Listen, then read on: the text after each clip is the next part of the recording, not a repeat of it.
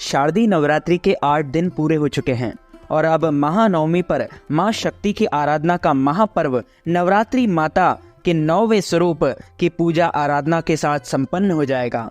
नवरात्रि के 9वें दिन देवी दुर्गा के 9वें स्वरूप मां सिद्धिदात्री की उपासना और आराधना विधि विधान के साथ की जाती है।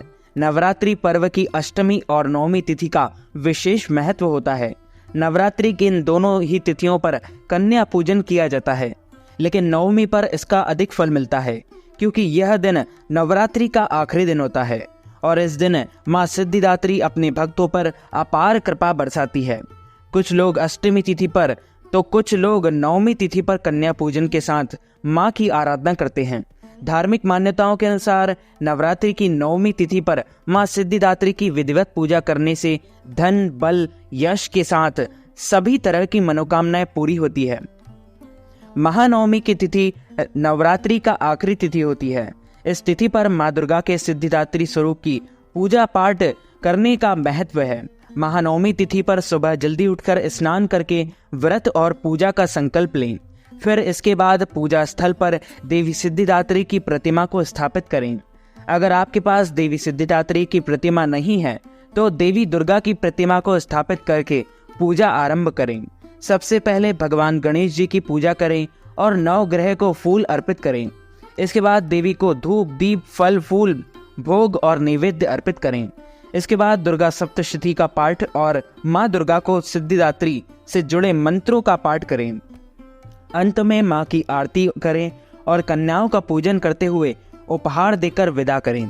और इस दिन कन्या भोजन भी आपको अवश्य करवाना चाहिए।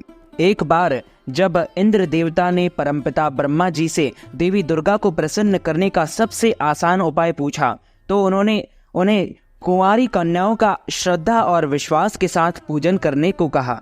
मान्यता है कि कन्या पूजन की यह परंपरा उसी के बाद से शुरू हुई और अब तक चली आ रही है। नवरात्रि में कन्या पूजन के लिए सबसे पहले उन्हें आदर पूर्वक घर बुलाएं। उसके बाद उन घर में प्रवेश करने पर उनके पैर धोएं और फिर आसन देकर उन्हें बैठाएं। फिर उनके पैर में आलता लगाएं। इसके बाद देवी स्वरूप कन्याओं का रोली, चंदन, पुष्प आदि से पूजा करें और उन्हें खाने के लिए पूरी, सब्जी, हलवा आदि खाने के लिए दें। और इसके बाद जब भोजन कर लें तो उनके हाथ धुलवाएं और उन्हें अपने सामर्थ्य के अनुसार उपहार और दक्षिणा दें। जब कन्या आपके यहाँ भोग ग्रहण कर ले तो आप उनके पैर छुएं और उन्हें थोड़ा सा हल्दी मिला अक्षत देकर उन्हें आशीर्वाद के रूप में खुद पर छिड़कने को कहें। इसके बाद उन्हें ससम्मान विदा करें। मान्यता है कि इस उपाय को करने पर साधक के यहाँ पूरे साल धन धान्य भरा रहता है और कभी भी घर में दुख, दुर्भाग्य प्रवेश नहीं करता है। यदि आप नवमी के दिन देवी माँ को प्रसन्न करना चाहते हैं तो आप कन्याओं को गुड़ के साथ पूड़ी मिलाकर खिला दीजिए। इससे देवी माँ प्रसन्न होती है और अपने सभी भक्तों पर कृपा बरसाती है और आशीर्वाद बनाए रखती है। तो मित्रों, हमारे इस ज्ञानवर्धक वीडियो को आप अधिक से अधिक लोगों को शेयर कीजिएगा, लाइक कीजिएगा, कमेंट कीजिएगा और यदि आपने सब्सक्राइब नहीं किया है तो सब्सक्राइब करके बेल आइकन को भी ऑन कर लीजिए। ऐसे ही नई नई वीडियो देखने के लिए आप सभी को सादर जय श्री कृष्ण, सादर जय माता दी।